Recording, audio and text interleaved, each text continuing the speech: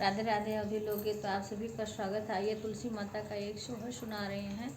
आप लोग को अच्छा लगेगा तो प्लीज़ लाइक कमेंट करना आप लोग।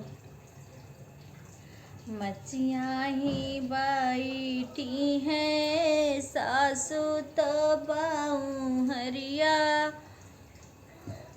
रज कर बाऊ हरिया, रज कर हो सासु लाई दे तू चटकी चू नरिया तुलसी हम पूजबै तुलसी हम पूजबै हो सासु लाई दे तू चटकी चू नरिया तुलसी हम पूजब हो। सासु मोरी बोला हिउ ना पावै नाना दी उठी, बोलै नाना दी उठी बोलाई हो भाभी नहीं हरे का भैया जौसा नेसवा पियरिया भैया लावे चुनरिया भैया लावे तो तुलसी का पूजऊ हो भाभी नहीं हरे का भैया जौसा नेसवा पियरिया लैके आवे तुलसी कहाँ पूजऊ हो।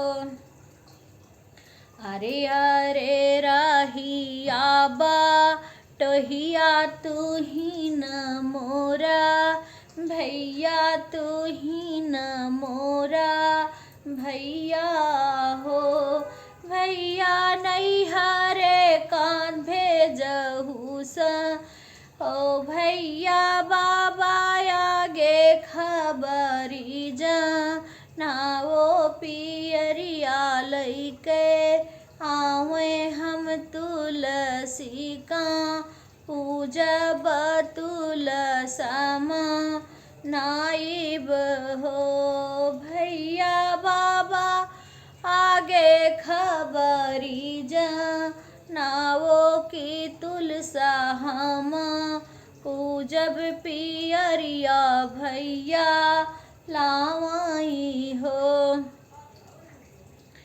ओ भैया मोरे तुलसी ले आए हैं भैया पियरी लई हैं मोर भैया पियरी लई हई हो जाई के रहिया बा टोहिया बीरन आगे बोले बीरन आगे बोलाई हो भैया तुहरी बहिनी राहियानी हारे तो तुलसी का पूजिहे पियरिया लैके जाओ चुनरिया लैके जाओ हो भैया तुहरी बहिनी राहियानी हारे पियरिया लैके जाओ चुनरिया लैके जाओ हो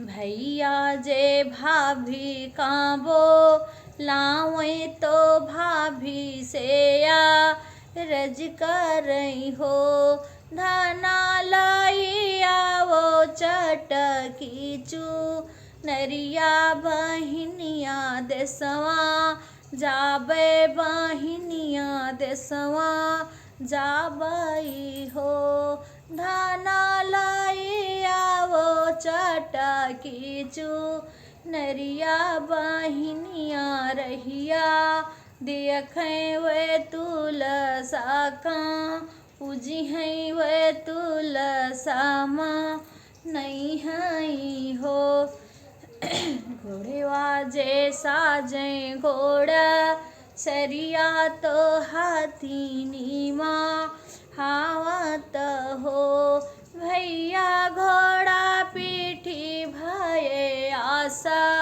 वरवा बहिनिया देसवा भागे बहिनिया देसवा भागे हो। भैया घोड़ा पीठी भैले आशा वरवा बहिनिया देसवा भागे बहिनिया देसवा भागे हो।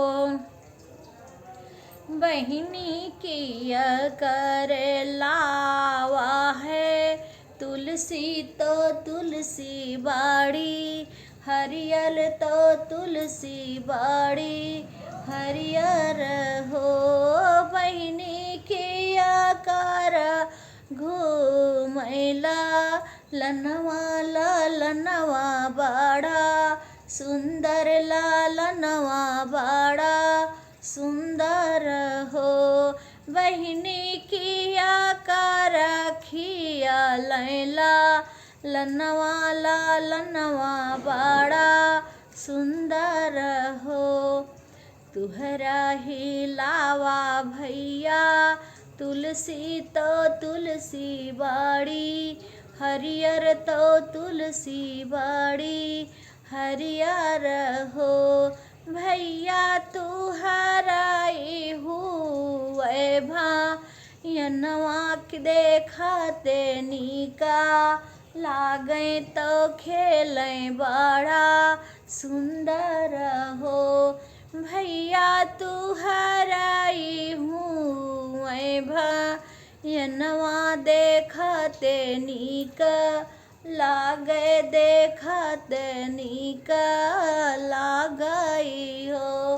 बहिनी लाई लियो चाटा कीचू नरिया तुलसा मैया पूजो तुलसा मैया पूजो हो। राधे राधे। आप लोग को अगर ये सोहर अच्छा लगेगा तो प्लीज़ आप कमेंट में ज़रूर बताइए और खूब सुनिए और हमको आप लोग सपोर्ट करिए और हमें आगे बढ़ाइए। आप लोग हमारा गाना सुनेंगे तभी हम आगे बढ़ पाएंगे। आप लोग